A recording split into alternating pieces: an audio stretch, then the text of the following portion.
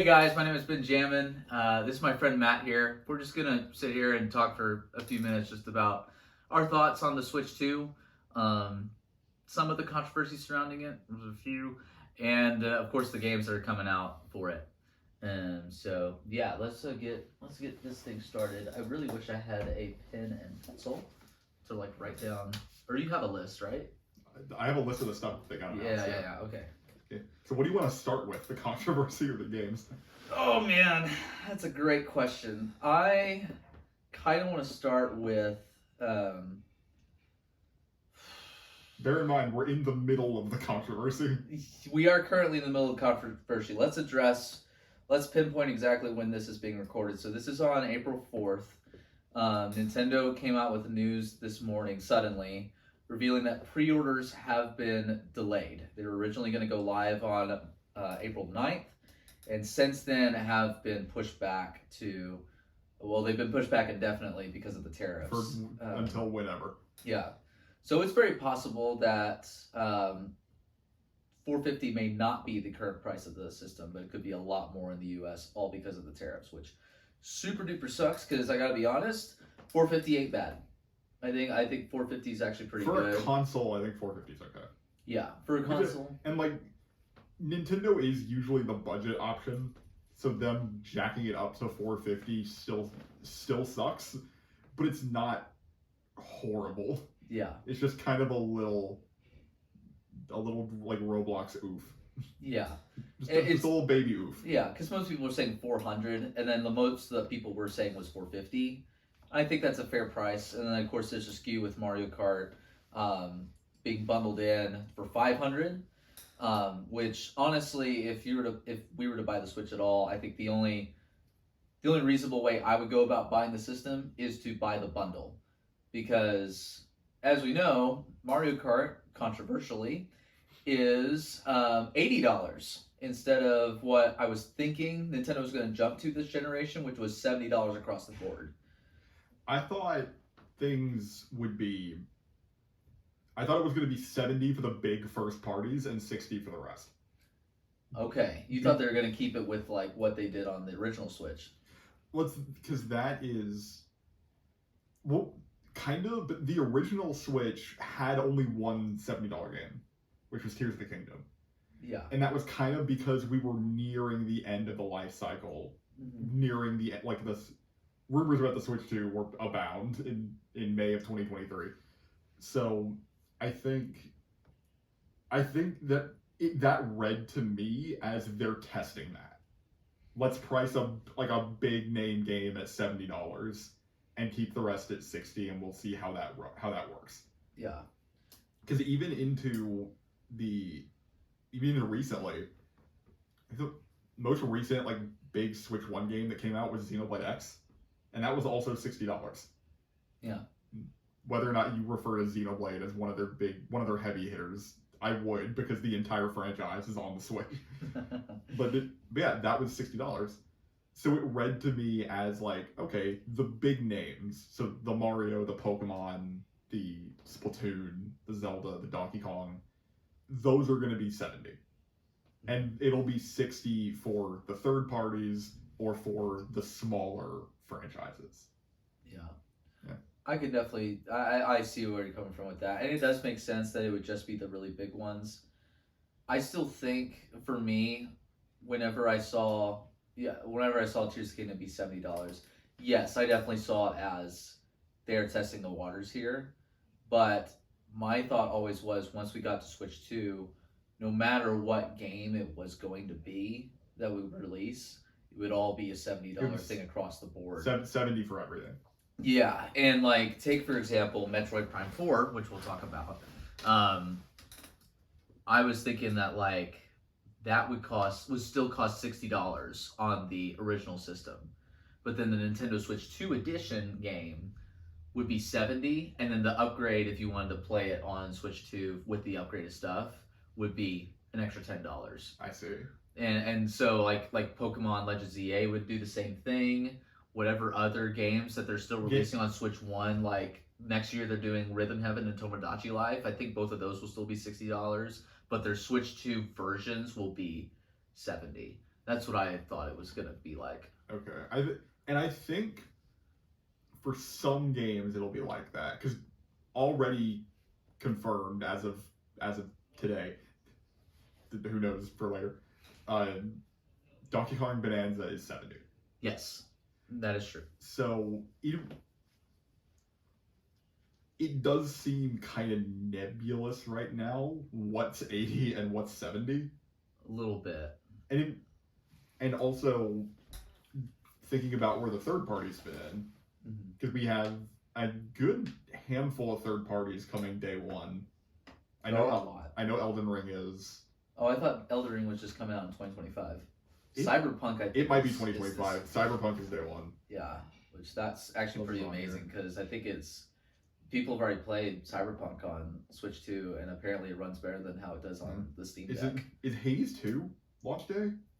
I don't know. I that was the thing. There was a lot I couldn't keep up with. It was either a launch day title or they were gonna be they're just 2025 in general. Yeah. Like it's coming. Like Soap Song, which randomly showed up in the direct. Yeah. Disclaimer: we don't know everything. We don't. No, not really. Especially not on the third party side. We can go back to that conversation in a minute. But I do have concerns about how third parties will handle that with Mario Kart being $80.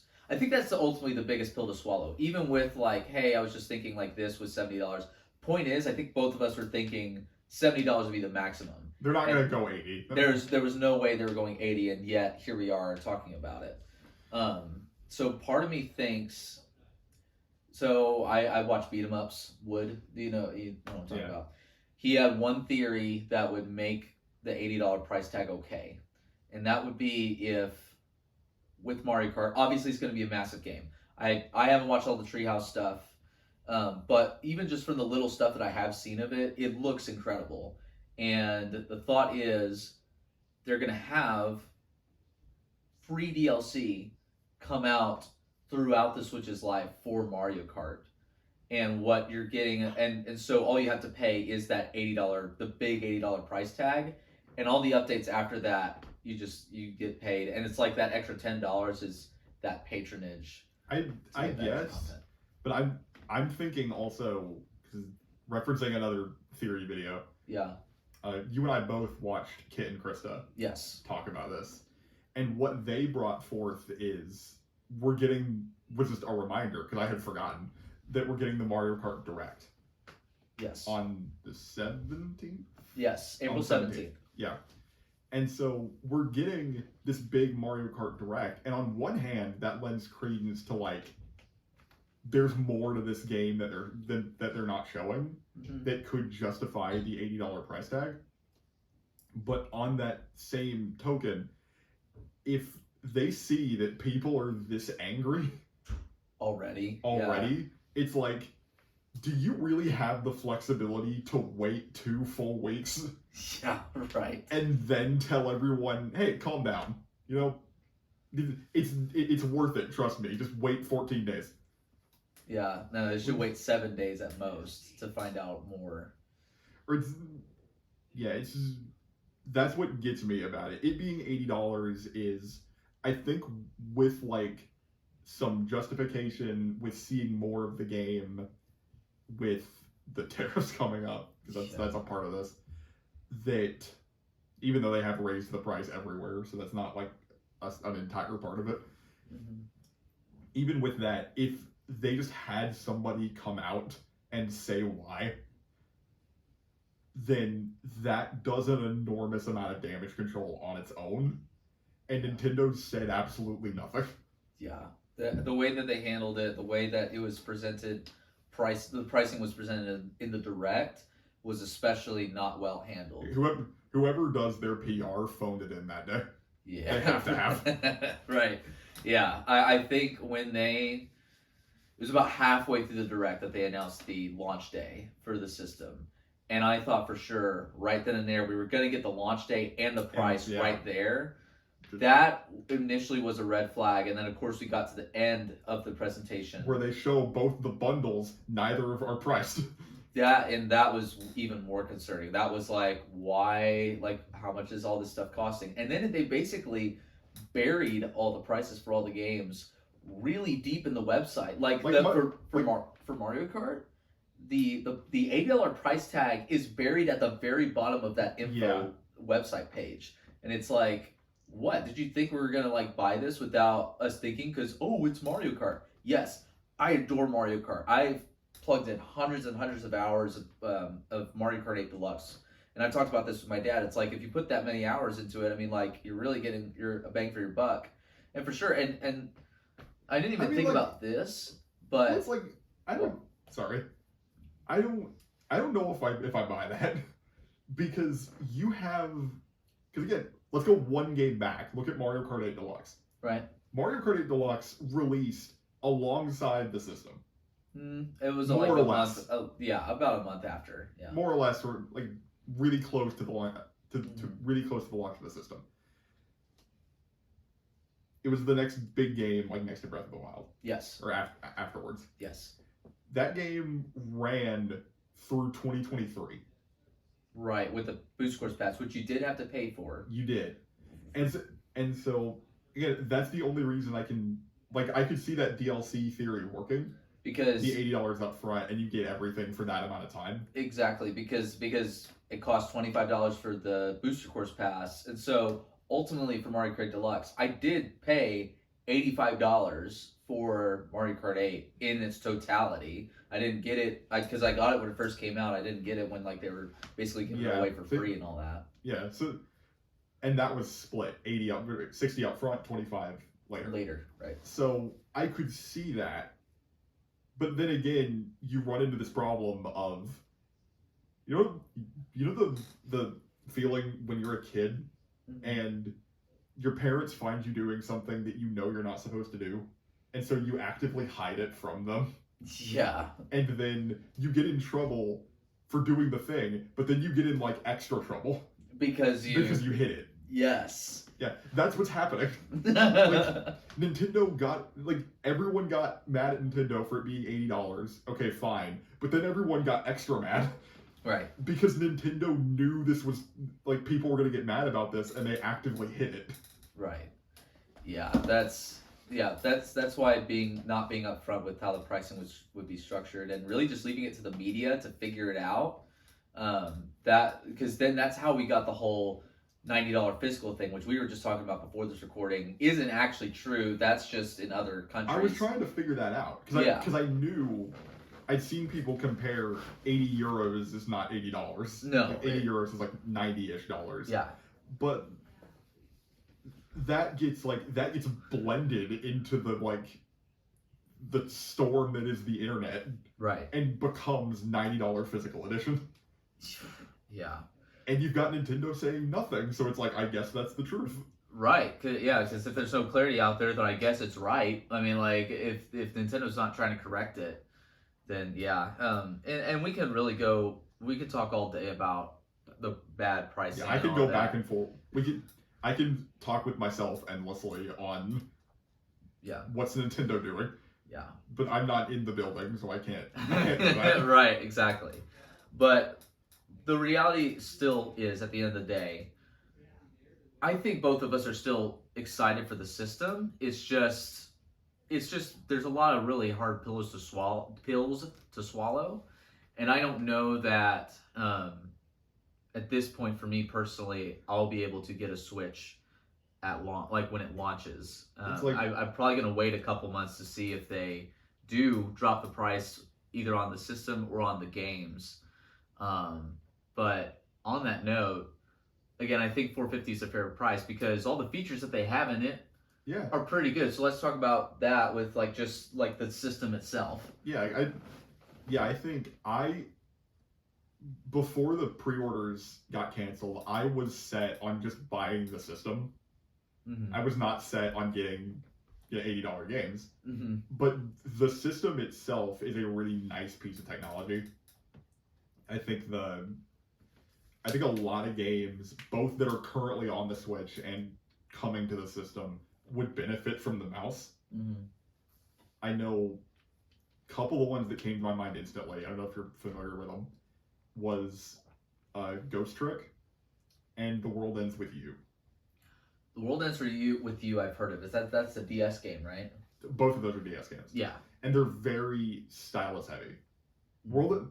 Ghost Trick is very stylus heavy. World Ends With You is kind of both.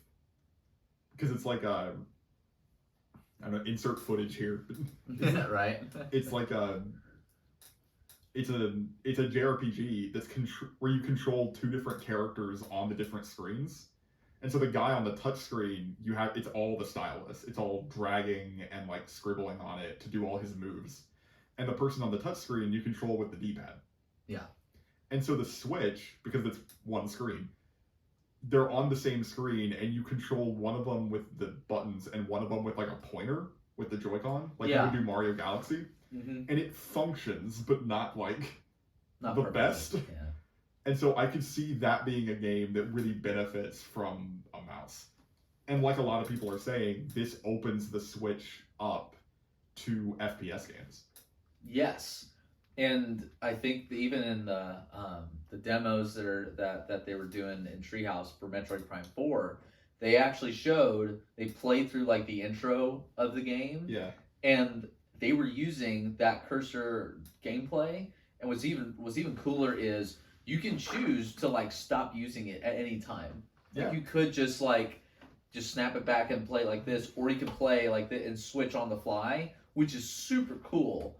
And I think I like that like pinpoint precision and accuracy. And one of the games I was kind of hoping would come to Switch 2 that I'm surprised didn't get announced in the Direct was Doom: The Dark Ages. I thought for sure that would be a game, but even then, that's not the only like first-person shooter that's coming to the system. Doom and Eternal are both on there already, right? Doom and Doom. Doom 2016 and Doom Eternal. Yes, they're currently on Switch already. Yeah. Do you think those would get retrofitted with mouse support? Great question. I don't know, but I would think that third parties are slowly starting to do that because Sega earlier today announced Sonic X Shadow Generations is getting a Switch 2 enhanced version of it. It's at least getting a patch. That's the other thing too about the patches stuff. So yes, you have like the Nintendo Switch 2 editions of Prime 4, Breath of the Wild, Tears of the Kingdom, Pokemon Legends EA, Kirby the Forgotten Land, and Super Mario Party Jamboree. I can't believe I remembered all of that. Yeah, you got all of them. Yeah, but they also are just flat out updating a bunch of other games that are just free updates. That's what I'm thinking, because like for the Doom examples, it would be up to id to go back in there and actually patch in mouse support. Mm-hmm. But that feels like one of those games where you would not have to pay for that. That would just be like, hey, if you play this on the Switch 2, it will have mouse support. Yeah, this is just a feature you get. Yeah, and Xenoblade X, that game's been on my mind a lot. That game was discovered to have like a 60 FPS mode like hidden in it. Right. That's not turned on when you put it in the Switch 1. Mm-hmm. But that makes it seem like it's just going to be like a patch, or it's already in the game, or if you run it on the Switch 2, it's like, oh, 60 FPS mode on, because the system can handle it. Right. Yeah, that would be pretty cool to see. And speaking on that performance front, I am so happy that Nintendo has caught up with the times. First with the 4K support of the dock and everything like that, getting to play on that. I have 2 4K displays, one's right behind this camera, and I have another one in my room. But then the other deal that was even more shocking to me was the fact that they got 120 FPS, the 120 refresh rate. That was awesome. That was like a cool surprise, which again justifies the price of the system even more, I think. Right. Now, the price of the system is not what people have a problem with. Yeah. But we got that, which is really cool. I'm trying to think of the other like notable features. Oh, we haven't talked about the chat yet. Yeah, so first there was a little bit of controversy on that, but I'm a little confused as to what it is. They're saying that there's like a demo thing where for the first 10 months of the system's life you get that thing for free, but then afterwards you do have to pay for it. I think that's just you just have to pay for Switch Online to use it. I think it's just the vanilla Switch Online. So that's what I thought. It's not the expansion. It's just like the $20. Yeah, which is fine. Anyways, I just noticed that and was like, oh, that's weird. Why would you have to pay separately for that? I'm like, but if you're already paying for online, then it shouldn't matter because to my knowledge, it is just regular online. Yeah. And it kind of has to have that. Right. Because if you're chatting with somebody and you didn't, if the chat worked but the online didn't, like all you would really be able to do is talk to each other while you played games. Yeah. Which, like, yes, that is nice. But 9 times out of 10, if you're talking to people, you're also going to be playing games. Yeah. So I think Nintendo, and just like personally thinking about it, I think it would be hard to enable one but not the other. Oh, absolutely. So yeah. So it's like enabling being able to talk to people online through Switch, but not do the other features without Switch Online. Right. Like, it makes sense to me for them to just bundle it in with the basic package. Yeah. I don't have any problem with that. Yeah, I have no problem with that either. So, yeah, so the voice chat itself, yeah, I think it's really cool. That it's integrated voice chat. I think depending on some people's setups, it might be a little tough, like, well, no, because the Pro Controller has a headphone jack in it now. It does now, yeah. So you can actually, like, put that on and then obviously talk to people, kind of like how modern consoles do these days. And I really like that because my setup is, y'all can't see it, but the mic up there, or like all the system stuff is really cool. Yeah, all the stuff up there, it's way up there, and like obviously we're way down here. So like having that tiny little mic, I don't think it could read my voice very well, so I'd have to like do something extra for that. I mean, it would be really dependent on people's systems. They said it was a good mic. You know, they say so. That's what they say. I don't know if it's got. I don't know if anyone's. I'm sure even at the events, if anyone's demoed it yet. I'm sure they've also said that about the camera, but then like you see it in action, Hey, yeah, and the camera's okay. There's a whole separate camera.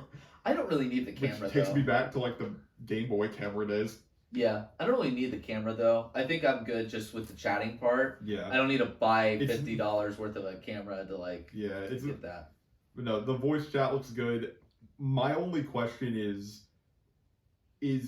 since there's an audio, like they didn't show someone using headphones with the audio jack, I don't think. They didn't show it, but that doesn't mean that it's not there. Yeah, I would just, as long as that worked, I think we would be good to go. Yeah. I think we'd be fine. I think we will be fine, because why in the world would they put a headphone jack in the Pro Controller and show that off to begin with? Right? Yeah, if that didn't work. Yeah. Well, right. this is Nintendo. You never know. Yeah.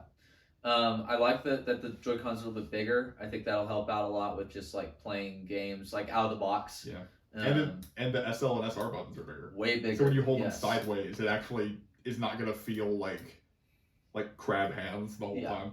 It still looks a little uncomfortable, but I did like watch a little bit of like the event stuff of people playing it, and when you see it fit in some big person's hand, it fits a lot more nicely than I feel like this. We got this example here.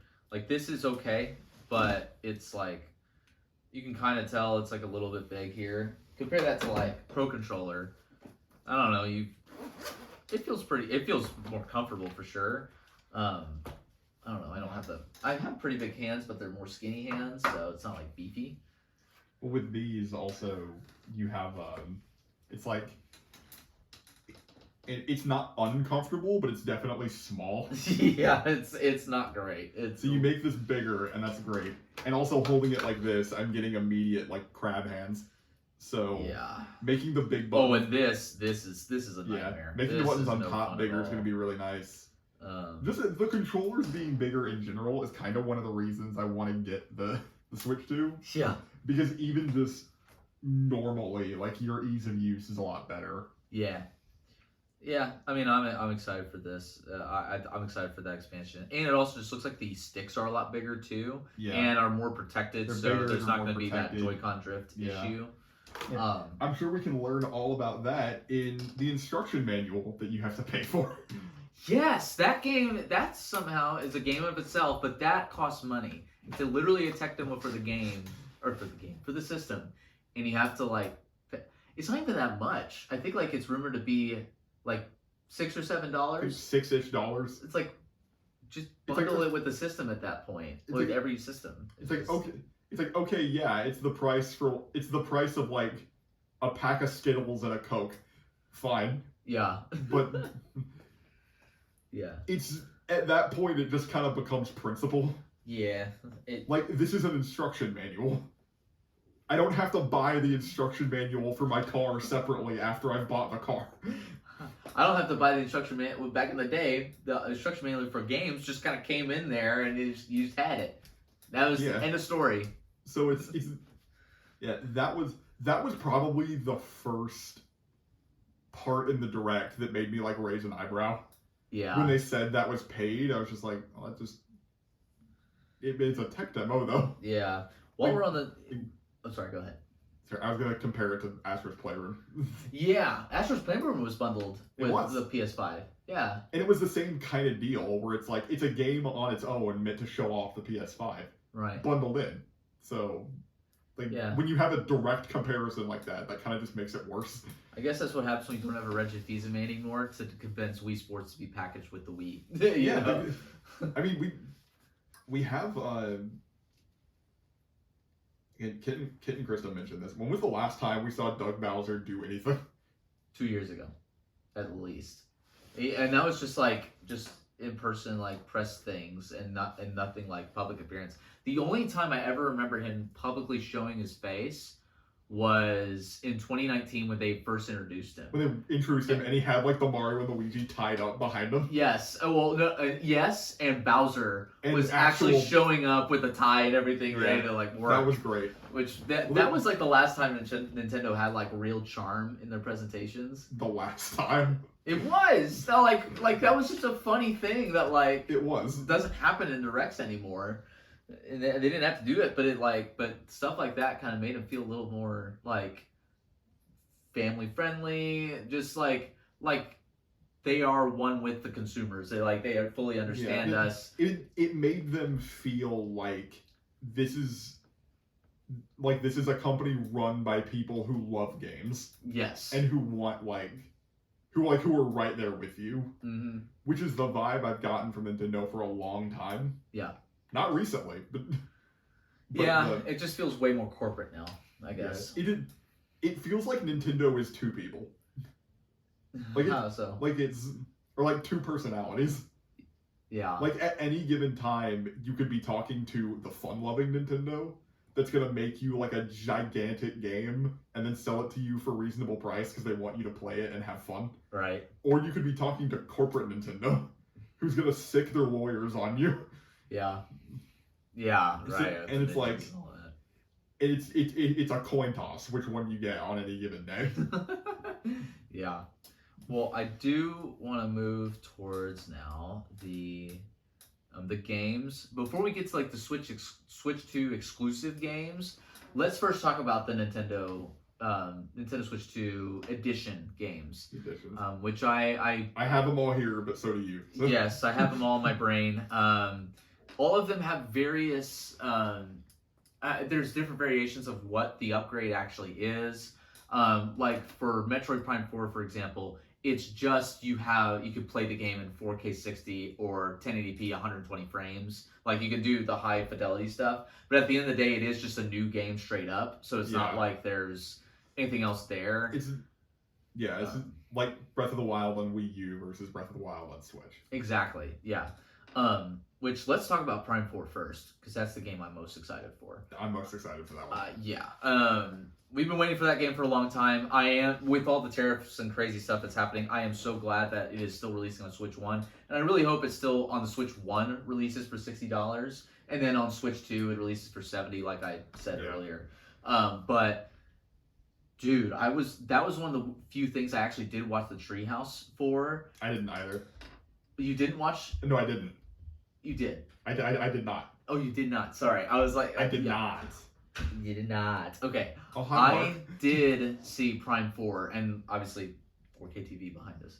And I was watching the stream live on that. And by the way, like even in the cutscenes, you could tell a little bit of graininess, but the graininess was because you're watching it on YouTube. Yeah. Which means when I was watching it, it looked spectacular. Like the lighting, it was in HDR. Like it had like the lighting on Samus is way more crisp, and you could tell like the lines are a lot more like thinned out. And I don't usually nerd out about like this stuff, but even like all the textures in the whole game, there's a resolution bump on all of those. You can kind of tell that it was still a Switch 1 game because they can only up-res some of those textures so much. Yeah. But regardless, like that opening cutscene, like the opening, like not cinematic, just the opening section of the game before like the real game begins, which is what most Metroid games do. It looks like nothing I've ever seen before in a video game, or at least I'm saying that coming from a Nintendo guy who only plays Nintendo for the most part. Just getting Nintendo into the modern era, that was the game that made me go, they've made it. Yeah, and I did not watch a ton of it because I wanted to go in as blind as possible. That's fair. I want to just have it as an experience. But yeah, what I did see of it, it looked incredible. Yeah. And again, part of me is just like, leave it to Retro. Because Right? Retro's going to be able to do it. Yeah. And they did it. Right? It's like, why? How did they never start with Retro to begin with? It's like what it was with Bandai Namco first before it went to Retro. Was it really with Namco? I don't think it was ever confirmed, but I think that's what most people believe to be true because that's what like most insiders said it was originally with. And then when that 2019 official restarting development thing happened, that's when they said like we're doing Retro Studios. They didn't specify it before, but a lot of people think it was Bandai Namco because they have a good partnership and all that. Yeah, it doesn't. That does kind of make it funny that Bandai's next big game is a Metroidvania. Oh yeah, with the Pac-Man. Yeah. I actually kind of looking forward to that, but that also releases on Switch 1 too. Yeah. So, 1, 2, the original Switch. I'll just refer to it like that. I know what you mean. Yeah. And then going another step up from that. Well, there's also Pokemon Legends ZA. It's also a new game. Yeah, I'm not a Pokemon guy though, so I have literally nothing to say on that. But I haven't played a ton of Pokemon. Most of my experience is, I guess here's my pedigree or lack thereof. Most of my experience is like Gen 2 and 3. All the Mystery Dungeon games I've played. I think I played X and Y. I've played this Pokemon kind of sporadically.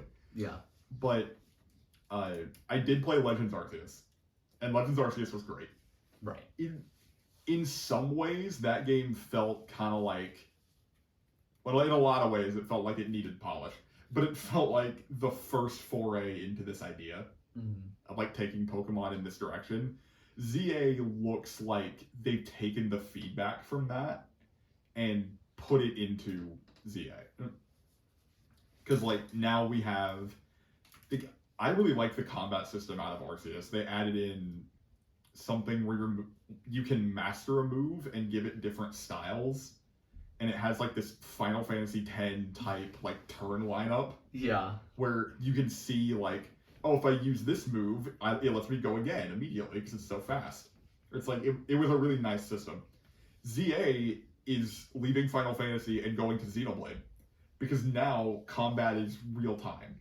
Which that's cool. That looked kind of cool when I saw that. So it's live, you're running around, it's not turn-based. Your moves like recharge over time. Mm-hmm. And you can also now, like, get the jump on trainers, which is really funny.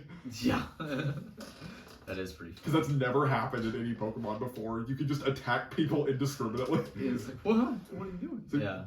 So it looks like they've I don't know if polished is the right word, but they definitely up-res everything, and it's running at 60 FPS, but I don't know if you watched, well, I'm bringing up beat 'em ups again. He put a whole video out of like showing like the windows of all things. Yeah. And you could tell that as far as that goes, it's pretty much just a resolution bump, and the textures themselves aren't really improved. Well, when I say polish, I mean they've polished the gameplay.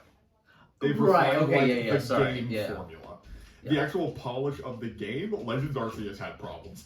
And I feel like this one might also have problems. Yeah. My sister, who's a big Pokemon fan, told me that if there's any Pokemon games I would ever actually try to play or like try to play to get into Pokemon, it would either be Pokemon Legends Arceus or ZA. I just have a sneaking suspicion that when day turns to night, if I look down from a building and I see part of the ground just like flickering, That's how I'll know it's a game-free game. Right. Yeah. Next games were Breath of the Wild and Tears of the Kingdom. Both of them, because most of the rumors were just saying it was just Breath of the Wild, which I thought was weird. So the fact that it's both games getting that up-res thing. Talk about give me a reason to replay a game again. When I get a Switch, that'll be one of the first things I do is boot those games back. They're tying it into an app too. Yes. Zelda Notes. So yeah, and what's cool about that is I got extremely close to 100% map completion in Tears of the Kingdom, but I could never find like the things that I was missing. And so what's good now is I can actually go into Tears of the Kingdom and it can like do that direction thing to help me like guide me along the path of like what I'm missing. Literal like Hyrule GPS. Yeah, right. Like, and that's just cool because now I can like go back north and play that game. Yeah. Put the rock in the log. Right, and I also never 100% Breath of the Wild. Like I never got all the core keys in that game. I never did either. Yeah, I did in Tears of the Kingdom. I'm insane, I might on the second run. Yeah. I also personally, just for my second run of Tears of the Kingdom, I think I might just make a rule that's like you can't build the air bike. Yeah, you have to. That feels like cheating. No, yeah, no Zonai uses and no teleporting from like place to place. I'm gonna say you can still make Zonai stuff because that's the part of the game. That's true. I'm gonna say you can't build the thing that's two fans that could just like break the game. That breaks the game in half. Yeah. Oh man, yeah. I'm looking forward to playing those again. I've started to get an itch for replaying those games again, and once I saw those ports, I was like, oh, let's go. That's gonna be great. I've been itching for Breath of the Wild again because after playing Tears of the Kingdom, it kind of makes you appreciate how restrictive that game is. Right. Because it's like Tears of the Kingdom, once you kind of figure it out and you get more Zonai materials than you can handle, like you can pretty much do whatever you want. Yeah. Breath of the Wild, it feels like from start to finish, it's a little harder. You have to be really creative. You have to be creative with what you're given. Mm-hmm. Tears of the Kingdom is definitely just Breath of the Wild with the dev tools on. Yeah, exactly. Yeah. Which can be great, but it makes you long for like going back to when you were forced to be more creative. Yeah. Yeah. Kirby and the Forgotten. Yeah. What? Yeah, I was gonna say Kirby next. Kirby and the Forgotten Land. Funny thing, I was telling you about this. I just got that game, bought it because it was on sale around the holidays, and I played it. And ended up really loving it. I just never wanted to try Kirby because it looked too kiddish. I'm not gonna lie, it looked too childish. Did you beat it? Yeah, I 100%ed the game. Good. It was like this is insane. So Yeah, I'm gonna tell you as a lifelong Kirby fan who's played most of the games. Yeah. They're all like that. Yeah, they start off really like cute and stuff, and they get about halfway, and then suddenly like weird things start to happen, and then by the end it's just like. I mean, they're not all gonna be as like body horror as that one got. Yeah. But they all have like a really dark boss or piece of the story that you have to find.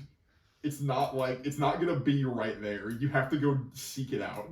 Right. And then you seek it out and you get your teeth kicked in. Right.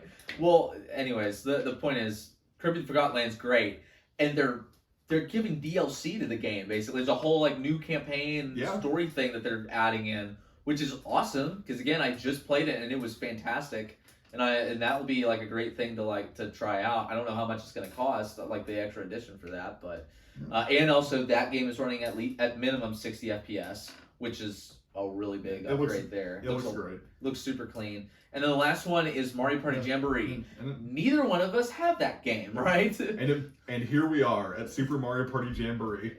And here we are. And here we are.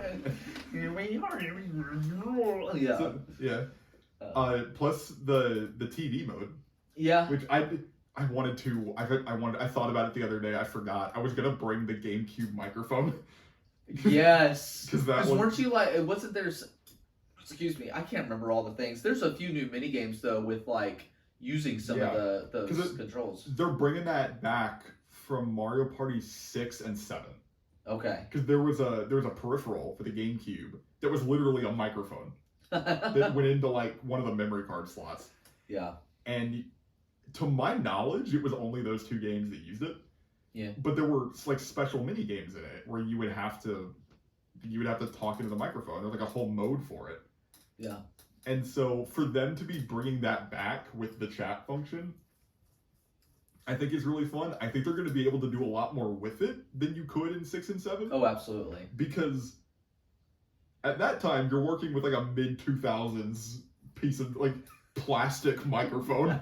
So, and I think it could only handle you saying one word at a time. You know what they need to bring back? They need to bring back the Mario Party mini game from the 3DS, where you had to make the sounds that the characters make, and they rank you. The choice's voice. Yes, that, because I don't know what game that's from, and obviously Mario Party's on 3DS. That was during the bad era, but that was there are so many like YouTube video or like YouTube shorts and stuff and TikToks of that gets me every time because the mic quality is so bad, and it's I can show you a video from one guy who made that game incredibly popular. Yeah, and he there's now a fan game with him called the Choicer Voicer. That is hilarious. And it's that same game, but it's all memes. Yeah.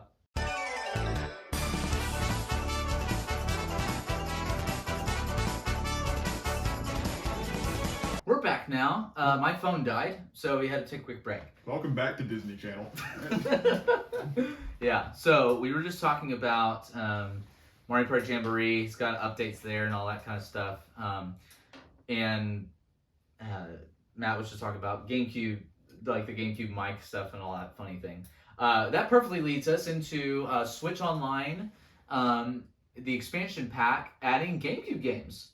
Yeah. And honestly, I think that's what they needed for me to finally take the plunge to upgrade to that tier. It's good offerings, and one thing I noticed a lot of the games on offer are ones that are really hard to find.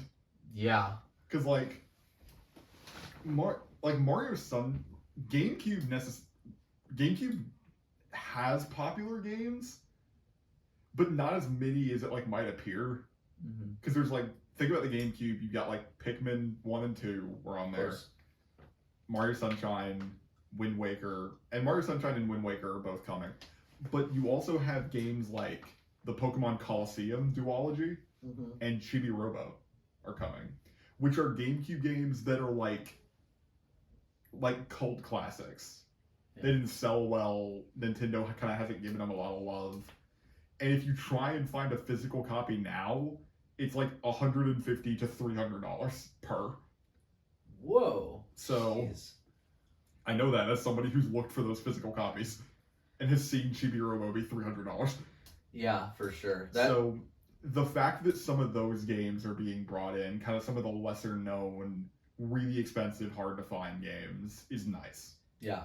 And the other thing that I noticed too is a lot of the games they are adding are also games that support widescreen, which is like a rare thing for the GameCube games. And there's a handful that I think at the Treehouse they actually did show off.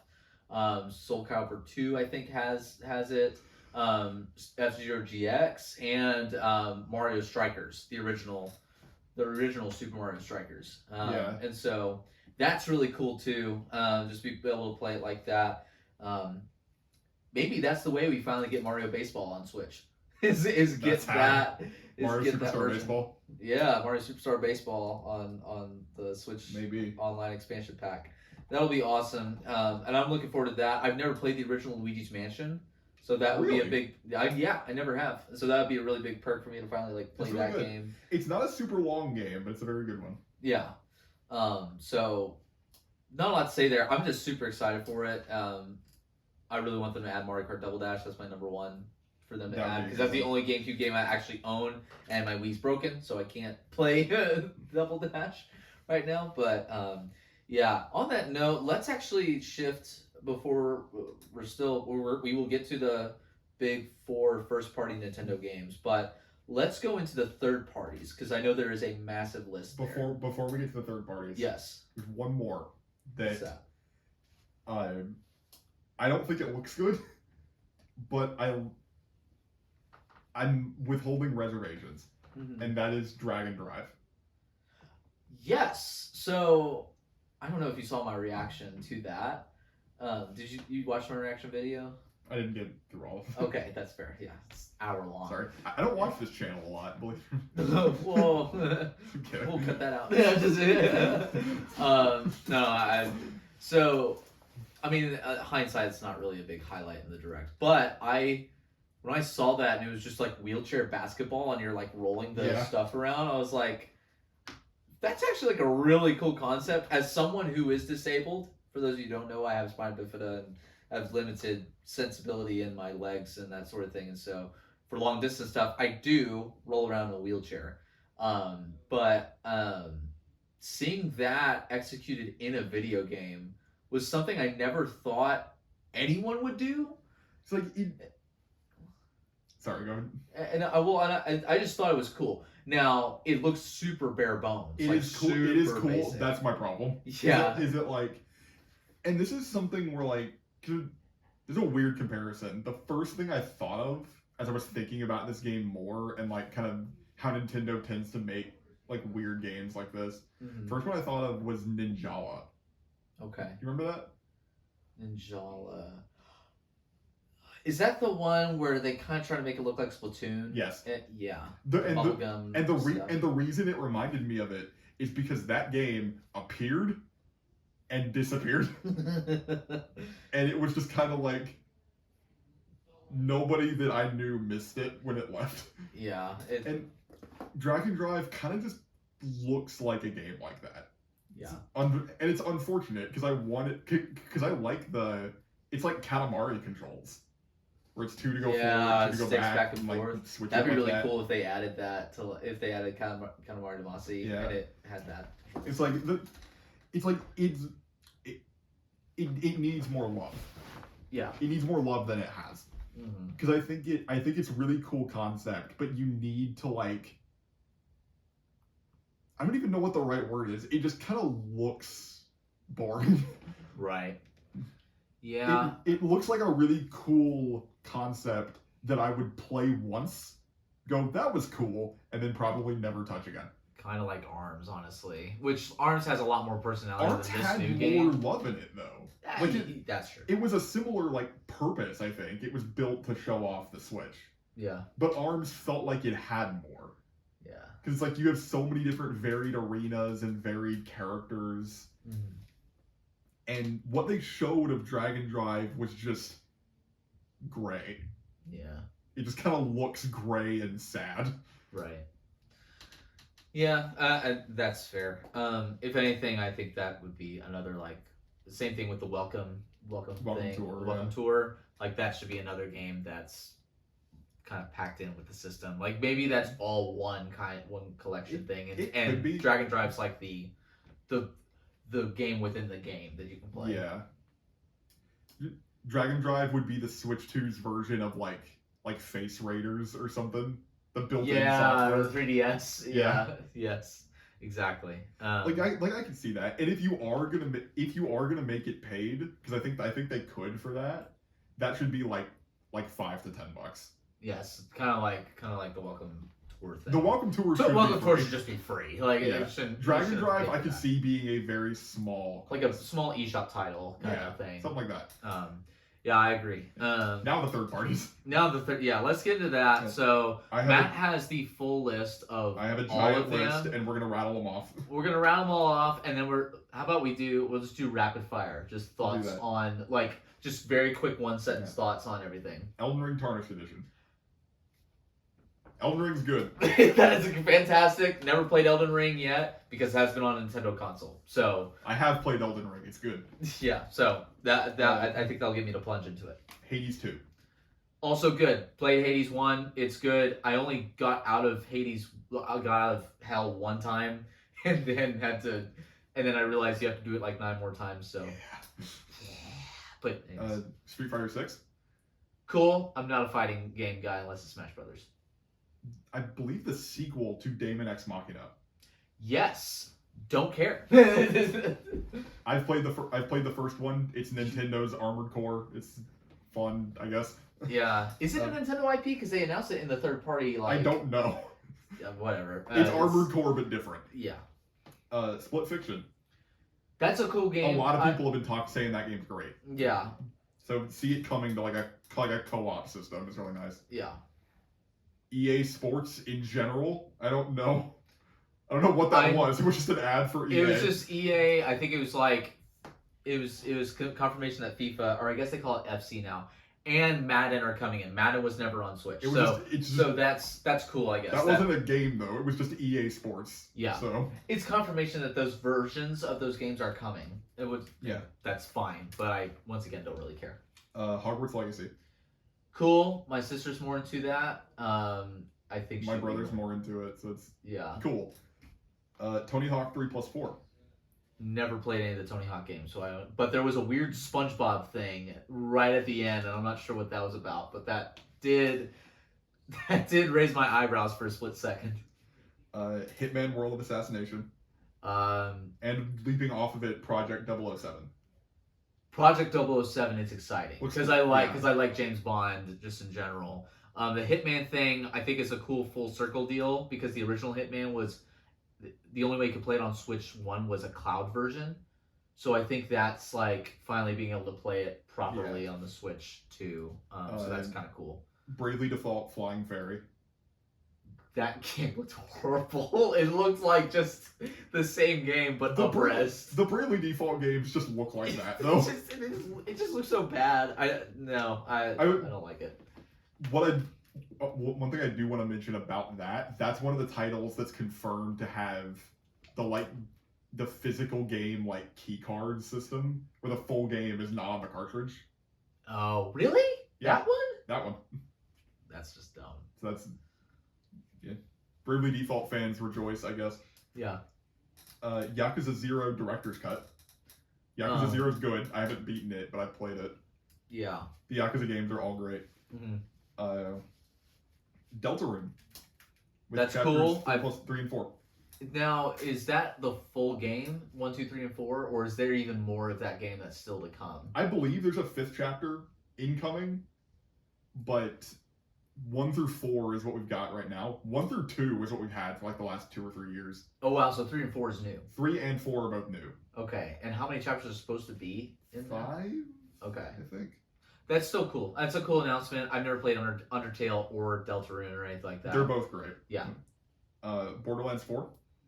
Cool. Never played Borderlands. A lot of these, it's like I've just never played a series on stuff. Civ 7, which is already out. I think that was cool because that relies a lot on like pointer controls, and they made a point to say, hey, you can use like pointer control, like mouse controls. It's a good mouse game. Yeah. WWE and NBA 2K. Hopefully, it's not as bad as it was in 2018 with WWE specifically.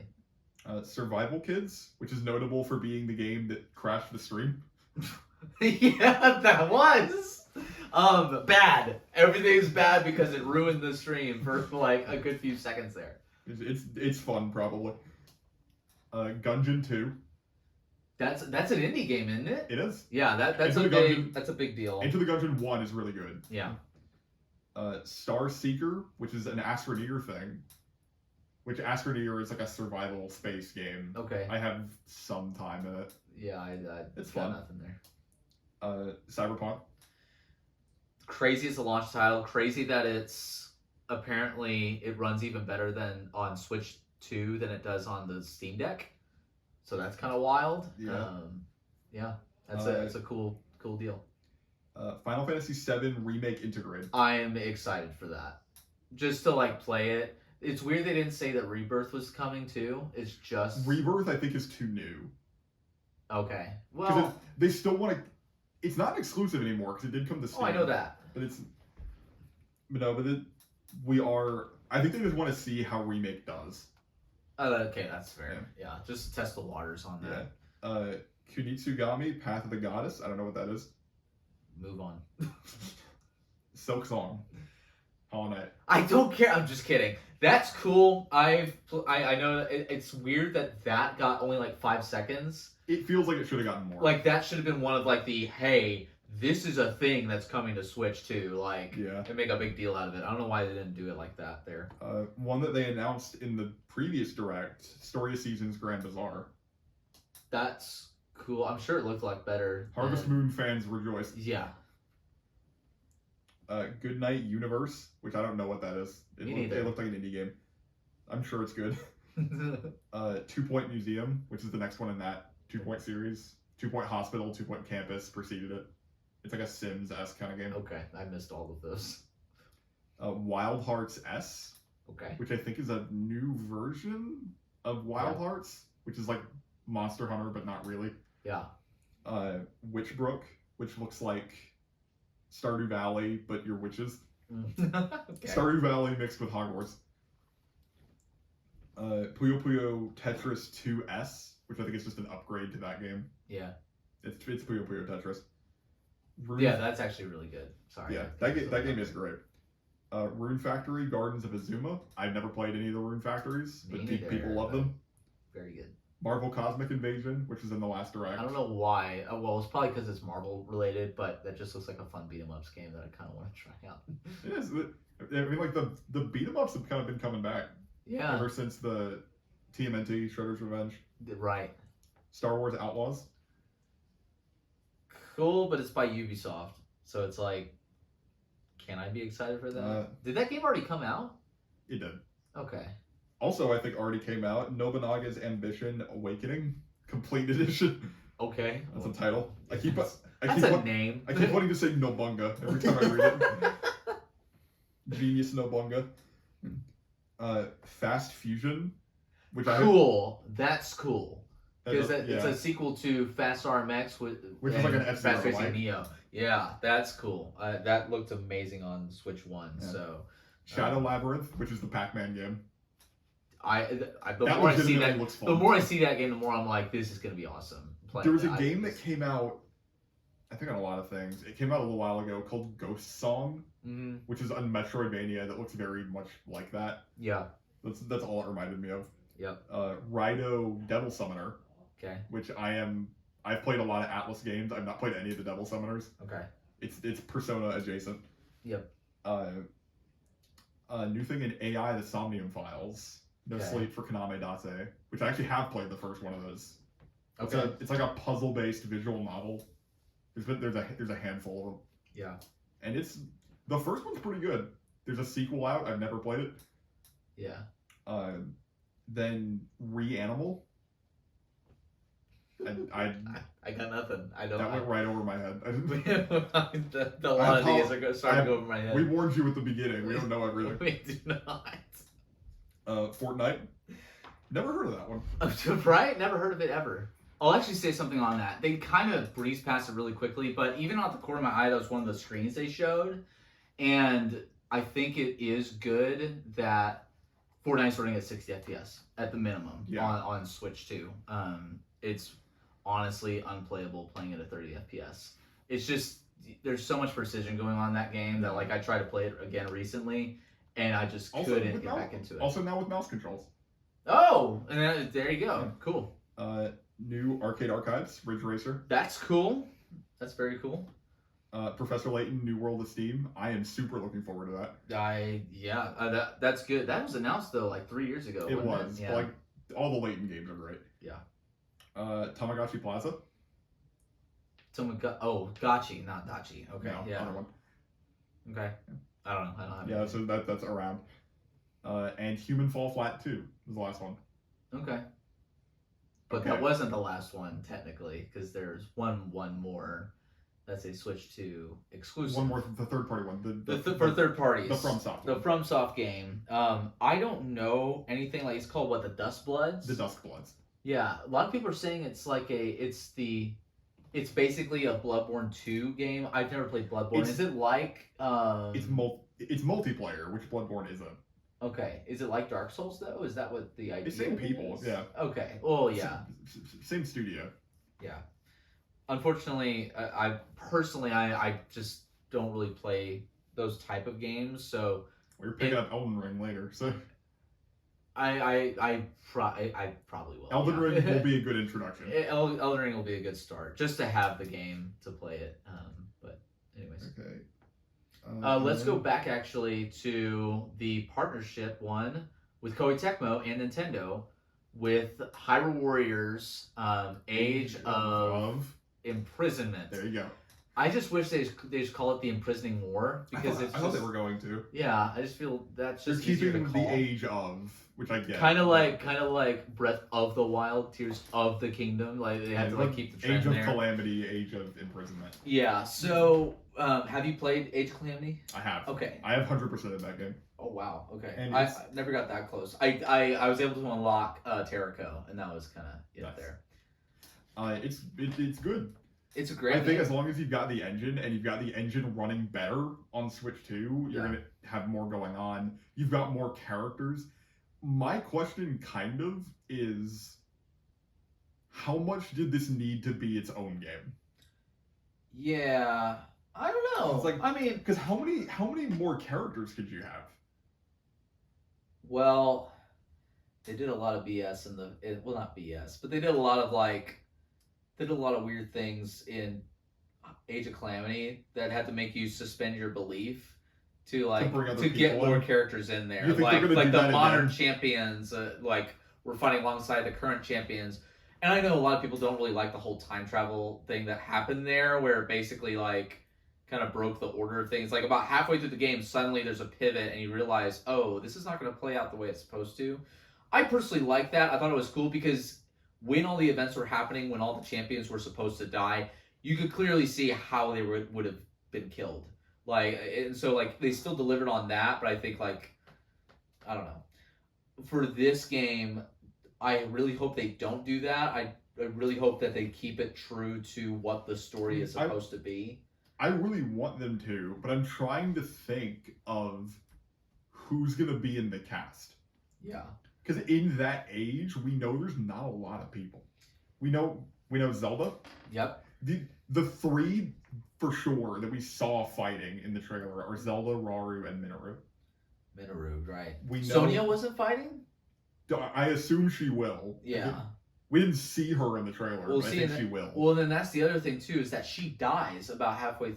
Spoilers. She dies about halfway through the story in Tears of the Kingdom, and so it's like, well, what do they?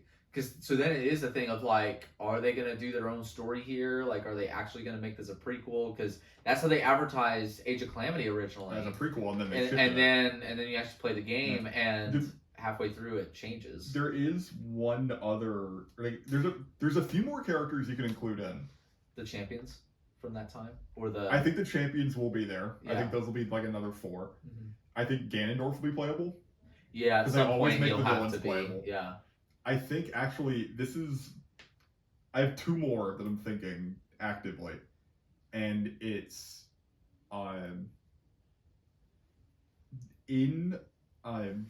this is not elaborated on in Tears of the Kingdom, but there are 2 Gerudo in Ganondorf's hall. They have armbands with the name Twinrova on them. Mm-hmm. So those are Ganondorf's parents. Mm. And those are established characters in Zelda canon, so they could be. You could bring them into a bigger role. But that's some deep lore stuff that you. That's deep lore stuff. But Age of Calamity took characters that were just kind of side characters and gave them more to do. That's true. Because one of the playable characters is Koga's bodyguard or his second in command. Yeah, but I think that you unlock him after the main game, right? Right, but they elevated him. Yeah. Well, King Rauru, you got to play as him in the last stretch of the game because they show how he dies. How he died in the original, but then obviously they bring him back because they didn't kill everybody in that one. But the other one that I'm thinking, the Great Fairy. The Great Fairy. the other one that I'm thinking will be a playable character. I think this is more likely than Twinrova is in Tears of the Kingdom. When you complete every shrine, mm-hmm. you get your reward for completing every shrine. Yeah. And it's the Ancient Heroes aspect. Okay. Wait, the Ancient Did you get this? Sorry, back up. Say it again. Okay. I'm tracking. You got everything in Tears of the Kingdom, right? Yeah, I got. Sorry, no. Say what you said again, because I think I just wasn't fully listening. In The Legend of Zelda: Tears of the Kingdom, made by Nintendo, when you complete every shrine, there's the final reward that you get in the Temple of Time. Oh, sorry, I totally forgot about that costume. It's the one where like you It's an look ancient like Zonai, an ancient Zonai hero. And that would probably be like their own version of Link in the game. Yeah, so what I'm thinking is they, as like the real person, not the aspect of them, but the real person, the real character, that would be cool. Will be playable. That actually would be really cool. Yeah, I'm excited for that. Again, due to pricing and all that stuff, I just don't know if I can once I hopefully do get the Switch 2, I don't know how I'll be able to afford like all those that game included, but that doesn't matter. I'm still looking forward to that game and just seeing how it does.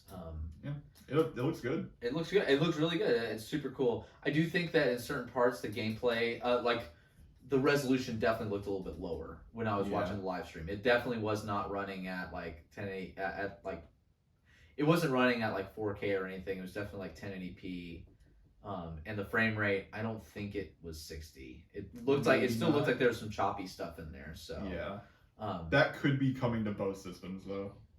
Maybe. Okay. Going to the next first party. I want to go to the next one that we know like the least information about. Oh, Kirby and Kirby Air Riders. Kirby Air Riders. So, I've never played Kirby Air Ride from the original, from the GameCube.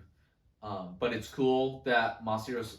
I'll say this, and I'll let you speak because you've played it, right? I have a little bit more experience with it. Okay.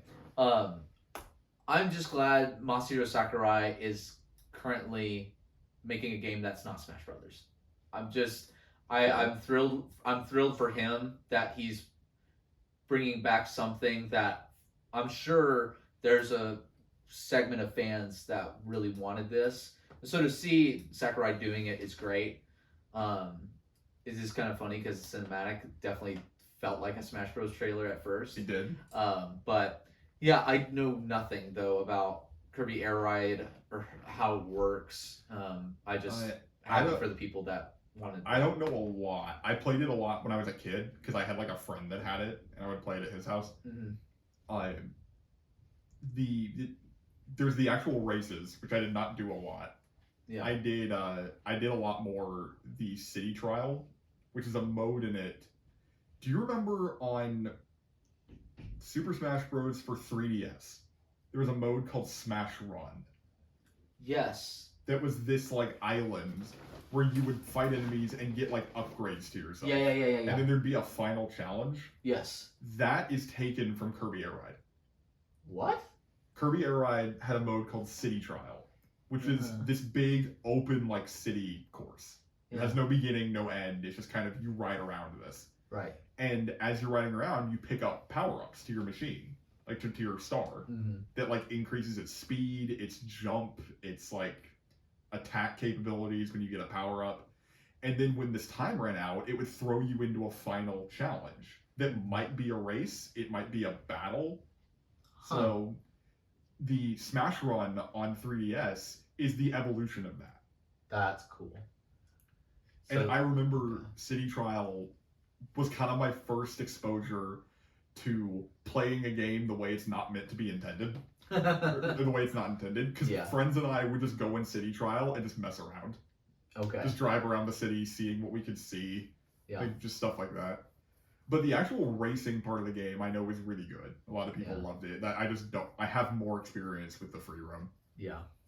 Also, fun fact, that game's if you pick up the original game, its menus use the same engine as the menus from Super Smash Bros. Melee. Yeah. And once you know that, it's incredibly obvious. Yeah, that's cool. Well, that's exciting. What are your thoughts on the game? Like, there being a sequel, new one. Yeah, I'm excited. Yeah, because I think it's that game for a long time has just sat in like Nintendo's vault, and they've just left it alone. The idea of like there being this weird racing game where you don't just get items to use, but you get like power-ups that help you, and you keep them. Yeah, you It's keep like, stacking on. you keep stacking. Just Kirby Air Ride was one of those games that was super cool, and it only happened one time. Yeah. And then just kind of like Kid Icarus Uprising, I guess. Yeah, and then just got left to the ether. Yeah. So seeing it come back is really nice. And for the next two, the last two games, I think you should take Mario Kart in its entirety, and I should take Donkey Kong in its entirety. Yeah, because I feel like you have a lot to say about Mario Kart. That's why I want to save that one for last. You want to save that one for last? I want to save that one for last because I think we can still bounce off each other a little bit. Yeah. How much? But let's go to Donkey Kong because yes, how much? Now we can completely disregard the pricing thing because we already front loaded with all that. But how much do you know about Donkey Kong? I guess I'll say 64 because that's the one that this is closest to. Nothing other than the DK rap. Okay. I know it's pretty infamous for having so many collectibles that it's has a lot. That it's actually like the way to like that you have to get some of them is actually pretty inconvenient. Yeah. But just thinking of that gameplay loop and comparing it to what the trailer looks like it looks like it's two different games. Like yeah, it's like that's what I'm thinking. I think actually no, you should take a fair bit of this because it's easy to compare this to DK64 because this is like the next 3D collectathon that stars Donkey Kong. Yeah. The last one was DK64. But from everything we've seen about it, this looks like the sequel to Odyssey. What? Because I did. Oh well, actually yes. I did. Sorry, I was like, why did I say what? I did watch some of the treehouse on this. The engine looks very similar to Odyssey. All the UI looks really similar. The animations like the text boxes. Yeah. I saw very brief glimpses of it. And the collectibles just kind of seem to be everywhere. And when you get one, he does the same thing where he smiles at the camera and it tells you which one you got and where it was. Oh wow, kind of like the moons in Mario Odyssey. Yeah. Then it feels really. I think this was made by the Odyssey team. Yes. And it feels a lot like this is the successor to Odyssey. Wow. Just starring Donkey Kong with his own mechanics. That's cool. I love the animations and the way it looks. I'm just really happy that there is a new DK game. Like there finally is a new one because the last one was Tropical Freeze in 2014. Like that's wild. That's how long it's been. And of course that was under Retro Studios, so it's good that Donkey Kong is kind of being made in-house again. Yeah. Though it does I don't have as much to say about the game itself because that's more like I kind of don't want to find out too much about it and just want to play it for myself. Yeah. The other thing that I like a lot about it that I've seen is the destructible environment. I think was made with the Switch 2 in mind, right? Because of how much that would take. It's like you can break everything. It seems like it looks like you can, yeah. How does that work then? With can you just? Is it? I'm sure there's going to be platforms you can't. Yeah. But they've also shown that you can just climb cliff faces. Yeah, that's pretty. So crazy. I think the platforming is less an aspect of this. Yeah. Because in Odyssey, they gave you such a massive tool set for platforming that no matter what the challenge was, you always felt like you could do it. Yeah. Donkey Kong, I think, is more. They call out just him being raw strength. So I think that's going to be more the fun of it. Is less the platforming and more you destroy whatever you feel like. Is it structured? Is it one connected world or is it sandbox worlds like Odyssey? I don't know. Okay. And I want to say it's more sandbox. Okay. Because I think that would lead. It's probably going to be seamless transition, but I think it is going to be just different locations. Yeah.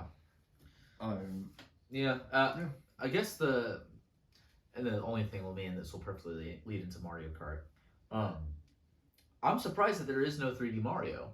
If this is in fact the Odyssey team, which I do think it's it really instead looks of like it is. EPD 8 or something, I don't know, then that means that currently there's no new Mario game, like proper Mario game on the horizon that we know of.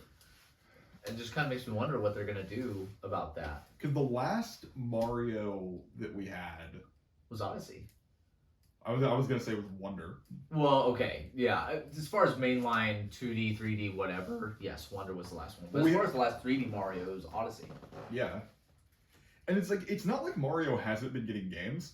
Oh, of course. You had Wonder, you had Thousand Year Door, which is incredible. You had Brothership, which was really good. Yeah. So it's like Mario's been getting games, but as far as like a game like Odyssey, like a new 3D Mario, I don't know. I hesitate to call Bonanza the new 3D Mario game, even though it does star a Mario Universe character. Yeah. For all we know, Mario is in it. Right? Yeah. So, Just not as the playable character. Yeah. What if Mario's the villain? Or, right? That'd be crazy. He's underneath He's that like Jumpman. that monkey-looking thing that they're showing is clearly the villain. Or we don't need a 3D Mario because that might just in fact be what Mario Kart World is. So I think we've kind of covered everything we wanted to on Donkey Kong, right? Like, yeah.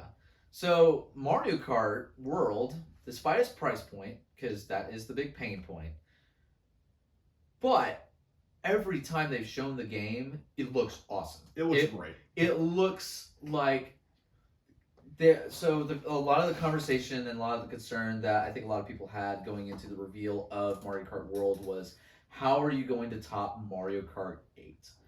Because 8 felt like it had so much. It felt like the pinnacle of the series. I mean, like, well, obviously it was a little more comparable when like it was just the base game 48 tracks, like for Mario Kart Deluxe, and then the Booster Course Pass came around and it added a bunch of characters that like were fan favorite stuff. So it boosted the roster of characters to actually make it in line with, to make it even better than the Wii, honestly. And then they doubled the amount of tracks in the game. So like, how in the world, and sure, the quality of some of the Booster Course Pass tracks are not nearly as good, whether in the graphic department or like when it comes to the tour city tracks, they're a little more like, I don't know, they just don't feel like Mario stages. Yeah. But even so, the majority of it is still really high quality stuff. And fan favorites from the past all being combined into this one 96 track game. So how do you top that? And I think what it is Nintendo, yes, they have the traditional structure of like 4 races per cup. But have you watched the Treehouse, at least the first Treehouse? I watched a little bit of it. Yeah. So the first Grand Prix, they show that you race through the track, just as Mario, or just like it's Mario Bros. Circuit. The thing that we saw in the reveal trailer for the Switch 2, that was like the one glimpse we saw of it. It's that racetrack. You run around 3 times. That's the race. Every other race after that involves you driving to the destination like it's Mount Wario. And you're going to the new circuits for each location, all in one big connected world. And it also looks like, from some of the other gameplay bits, that they will actually cross around some of those races together in different orders, which is like really crazy. The point is, it makes it all like one connected deal. So like, we'll take, for example, I noticed the Flower Cup, and I'm going to try and remember this as best I can. So the Flower Cup structure is a little weird. It's all retro tracks. So it's all tracks that we've played before.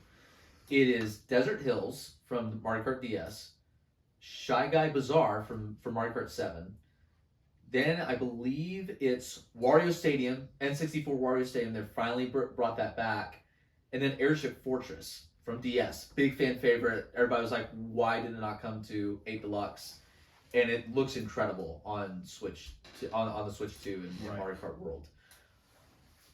But it's weird because Desert Hills and Shy Guy Bazaar are both desert tracks. Why would you have 2 desert tracks in the same thing? It's because they're in the same world and the same proximity and the same region, and you're racing to each and every one of them, all one connected thing.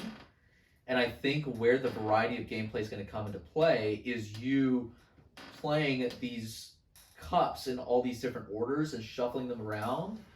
And then of course, really there's like the open world play where you can drive wherever you want. Yeah. So really they just turned Mario Kart into a Forza game. Yeah. Which I know what that is because my roommate played it all the time in college. So I have a theory. Yeah. I don't think they said anything about this. But do you think with there being like a free roam mode and all of the courses in the Grand Prix being in one connected world, do you think we're going to be able to make our own track lists? Ooh. I don't... Like you can make like a custom Grand Prix. Oh, that goes through like the world in a specific way? To like go to like a certain order track. So what if that's versus mode? So you could make like this weird like Amazing Race ass course. Yeah, that like is like going across the whole thing. Dude, that would be kind of crazy if that's what versus mode was. I do kind of still want them to have a way to play the 3-lap structure. And it also depends on the different modes. There's a whole bunch of stuff, and honestly, I kind of want to wait till the Direct, the Mario Kart Tour. Sorry, not Mario Kart Tour. Mario Kart World Direct in a couple weeks, and like so that they have the blowout and they can give the justification of like why the game is $80 and all that stuff. I still want that traditional feel of it, but I do love that idea of like the world being connected. You games just race around with people and just kind of hang out. Like that's very like Forza, just modern day kind of stuff. There's a knockout mode where like you do an even longer Grand Prix, but the goal is like you have to be in the top however many of 24 racers. 4 racers get eliminated each lap. Yeah. So like stuff like that is really cool. Another thing I wonder about with the open world thing is if that's how they're gonna integrate battle mode, because battle mode was not mentioned at all, and I don't think it'll be like the original. It would be like Mario Kart 8 where like it didn't have proper battle mode in it. Yeah. I think it could very easily be something where like there's arenas within the world, kind of like the tracks. But maybe you just go from one place to another without the need to drive to each one. The other thing that if I can bring up another speculation, people are. I don't think this has evidence. I think this is just people like thinking this would work well in this kind of game. Yeah. But if you'll remember, Mario Kart DS had a campaign. Oh, mission mode. A mission mode. Yeah. So a story mode has not officially been confirmed yet, but I would be flabbergasted if they did. If that's not what they do. If you're going to do it, this kind of game works really well for that setup. Absolutely. Like it's all connected world. You could be driving around doing certain missions. Again, kind of like Forza, where it's like I'm saying that right? I have no idea. It's the thing on Xbox. It's like I know what the series is. I don't know how to pronounce it. But I think that they need to do that, and they haven't said anything about single player stuff like that. So they better. It makes me think, like, for you to have because I'm trying to think about other times that Nintendo has given like one game its own direct. That doesn't happen a lot. It's more than you think, because I can even think back to like didn't the Tears year of the Kingdom one. get its own one? No, it never did, because they kept so much of that game. They had one little mini like showcase of the game, a gameplay thing. That's what I'm thinking. But every other one was just like, it wasn't like a full like, here's all the stuff you can do in the game, because they wanted to keep it all secret. Yeah. Certain Xenoblade games have gotten their own directs. Xenoblade 3 got one. Yeah, and I want to say Xenoblade 2 got one as well. I don't remember if 2 got one. There's back in like the year 1 of the Switch, ARMS got its own direct. Splatoon 2 got its own direct.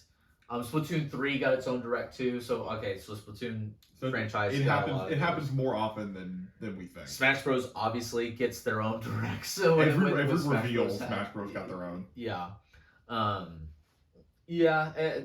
Maybe it's not as often as I think, but like I do think it happens more than people give it credit for. Then people realize, yeah. 'Cause It's been a while since the last time they've done it. That's was it the I'll last say one, that. Xenoblade 3? Probably, maybe so. And Which Xenoblade maybe 3 was a while which might be ago. why it just feels it feels like it's been a long time. So.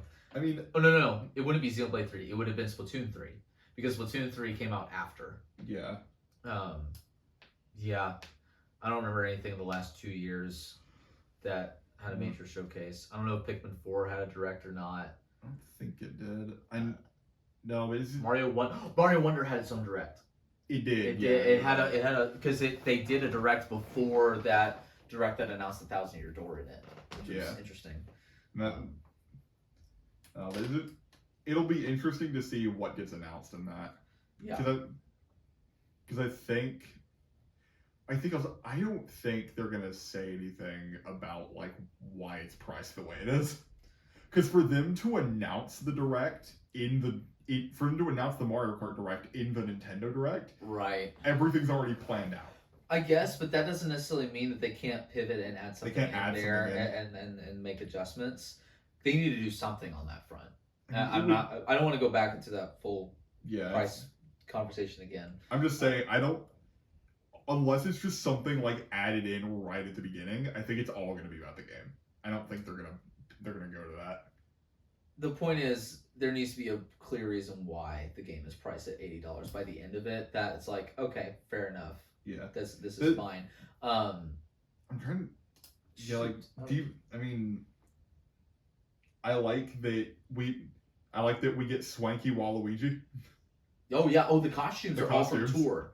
And they're from Tour and from a bunch of other stuff too. So that's really cool that the costumes are in there. I don't know how the burger thing works, where it's like you get a burger and like. I think it's not it is an item, but it's in like its own category. Yeah, and I don't really know like how it what it actually does. I almost think it's just like for fun. I guess. What if that's just the way you unlock costumes in the game? Oh, it could be. Which speaking you of have to travel around and eat the different foods. Yeah. Speaking of which, the character roster is on a whole nother level of nuts. You can play as a Cataquack.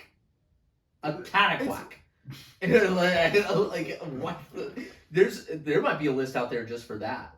You can play as like fishbone, or dry fish. Fishbone, dry fish. You can play as a dolphin, which has no hands. Obviously, the Moo Moo cow was in there, in the trailer. I'm trying to find out what the roster is. You can play as a Cheep Cheep. You can play as a Goomba. Finally, you can play as a Pianta. You can finally. Finally! I always wanted to do that. You can play as a Pianta. You can play at it's like Mario baseball size roster. Like they pulled all the stops. You can play as a Bitty Buddy, Bitty Buggy, the little tiny dude with the eyes. From Mario Land and Mario. Mario Land and 3D World, Land. Mario 3D Land and Mario 3D World. Yeah. You can play as the bee. You can't play as Honey Queen Bee, but you can play as the bee from Mario 3D World. Yeah, there's a lot of crazy characters, and yet there's still no Diddy Kong. It makes me sad because Diddy Kong's my main character, at least in 8 Deluxe. They also took the Koopalings out, which knocks out one of my mains. Actually, I'm sorry. Are they in it? Oh no! I was gonna make a joke and just be like, because I didn't really want those to return. There's none of that, and there are no power up costumes. It's just straight up costumes for the characters. Yeah.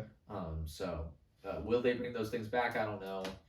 Only the Mario Kart Direct will find out. We'll find out more about that. And yeah, and again, the retro selection. There's no rules anymore. Because I think there's a lot of unwritten rules that I think people thought Nintendo went by. In every Mario Kart game, they broke it in some new way. And in this case, I think going into Mario Kart World Tour, I was thinking that any track that was a retro track in Mario Kart 8 Deluxe would have no chance of coming back in Mario Kart Tour. And yet, there's a very clear shot of Moo Moo Meadows in the track. I don't know if you remember that, but there is a shot of Moo Moo Meadows in there. And so, but I'm excited about the retro tracks. We never saw it, but the music Toad's Factory played during the trailer. I don't know if you noticed that. I don't think I did. Yeah. Or no, I did. Yeah. The Toad's Factory's coming back. Like I said with the other ones, Desert Hills, Weird choice. Shy Guy Bazaar finally. Like I can't believe that wasn't an 8 Deluxe. Same with Airship Fortress. It's good to finally see it. Wario Stadium finally getting a remake is great. Sky High Sunday is a weird choice to come back of all of the Booster Course Pass I know Nitros you're that not a they fan of added. that one. Yeah, that was a weird addition. They added back Koopa Troopa Beach from Mario Kart 64, I think. Wario Shipyard, heck From yeah, 7. from 7. Yeah, like that's an awesome track that I'm super glad to see. And DK Pass from DS, which is kind of interesting too. I think that because you get to play as a Pianta, that Delfino Square will return. We didn't again. There could just be like a Delfino section of the world. Yeah, there might be a few more Wii tracks we just don't know about. We still don't know what like Bowser's Castle and Rainbow Road's gonna look like in the game. Who knows? They could be like hiding all that stuff too. So I think they would be. yeah, but the cup structure is also very different because it used to be you'd have like 16 old and 16 new, but now it's just they're all intermixed together. And in fact, the retro tracks aren't even notated as retros like DS, DK Pass, or N64 Wario Stadium. It's just Wario Stadium. It's just DK Pass. It doesn't specify what game it's from if it is a retro, which is really interesting. Yeah. So that's all I have to say about Mario Kart. The point is, despite the price, I'm really, really excited. I ultimately, though, would just like to, once the Switch 2 comes out, hopefully the price doesn't go up because of the tariffs. It probably will, though. But regardless, I'm just hoping that when I finally am able to get a Switch 2, I get the one that has Mario Kart bundled in. Because I just think that's the most reasonable way to go about it. Because that means you're basically getting the game for $50, and you're getting it for $50, and you're getting a game that you're more likely than not going to always want to have access to. Right, and so having a download code versus having physical, I don't want to go through the hassle of like having to like constantly switch it out with some other single game. I am a big believer in physical. Oh, I am too. Like, now, I mean, like my physical Switch library has grown quite a bit since the beginning, within the last couple of years. Yeah, but it not only is because I think like there's certain games like Mario Kart and Smash Bros, Mario Party maybe, where you just kind of always want them available. Yeah, and I think there's also, just with the way Mario Kart is priced, it makes a lot more sense to save $30. And 100%. Yeah. Is that greedy by Nintendo? I mean, you can say what you want, but anyways, we're still in the middle of the story. Don't forget that. Right. So I think that's honestly a good place to stop because who knows? We get more news tomorrow that the Switch 2 will cost $750. So, yeah. Final thoughts on the Switch 2, the presentation, the aftermath, the treehouse, all that stuff. I think the word of the day is whiplash. Yeah. Like, because the Direct was phenomenal. Yes. Like, that was one of my favorite Directs in a while. Yeah. Oh, sorry, go ahead. I mean, like, you not only had a lot of really good first parties, but when they brought the third party in, third party was not only really good, but it kept going and going and going. Yes. So, it was nonstop and action. You had a lot coming to the Switch 2 day one. Yeah. Which Nintendo's launches they've not always hit their launches. Yeah. Like, Switch 1, you had Breath of the Wild. Yep. And I mean, that was all you needed back then. That was all you needed for a little while. Yeah. And then like 3DS had a really weird launch. Yeah. Nintendo has not always nailed the launches, but seeing so much stuff was coming to Switch 2 day one, and the fact that it was backwards compatible meant you're not going to be hurting for anything to play on this. Right. If anything, you could buy the Switch 2 for the minimum $450. Yeah. And I'm sure, I'm sure you have Breath of the Wild and Tears of the Kingdom and most of like at least a handful of those like games you can like up-res and like get new additions to. So it's like, I don't know. I mean, it's not that bad when you think about it. And then for $50 more, you can just get the new Mario Kart bundled in with it. It's like, the more I think about it, the more I'm like, it's really not that bad pricing wise for the system and the way they're bundling it that way. It's just my thoughts, it's the games and accessories and all those kind of things are really expensive. And keep in mind, Switch 1, when it came around, all the accessories for that were pretty expensive too. I just think we're just hitting a breaking point for just a lot of people culturally, just in the U.S. It's just hard to buy hard. some of that stuff. Not a lot of people have spare change right now. And I brought it up at the beginning, but Nintendo's always kind of been viewed as the budget-friendly option. Yeah. So it's like, now that they're joining the ranks of their competitor or their contemporaries, it feels more like, oh, like some people don't even have this. Yeah. As like the new gaming reprieve, because it's still just as expensive as the rest. Yeah, exactly. So we'll see what happens. Ultimately, I'm excited for Switch 2. My hope is to get one by like the holidays or maybe like around my birthday in like October. I would like to pick up the system and the bundle. Yeah. If it's not for $750. Yeah, if it's not that expensive, if it is still going to be $500 for the system and Mario Kart, if we get in to like, because I did do the registration thing for pre-order, then I think I'll be like, you know what, I'll just go and get it. I don't even know if those are good anymore. Like, because when they announced the new date, you might have to redo it. Maybe, yeah. Ask for it. Well, you register, and all that they pushed back was the day that it would go live, not like whether or not you can pre-order it, because you can still like do that. So I'm not as concerned about that. But so thanks for joining us. Yeah. Anyways, that's what I got. I'm excited for the Switch. I'm excited for the games. We'll see how things play out with the tariffs and everything. If you like this kind of content, be sure to like it, just so that I know, hey, this is like just kind of a unique thing. If you like me, be sure to let him know. Exactly. Yeah, he's Matt. Not Matt Pat, just Matt. He does have a Game Theory jacket on. He was telling me about it. This is one of their like puzzle jackets. Yeah. It's got like the like codes on the inside. Yeah, that's pretty cool. Yeah. Anyways.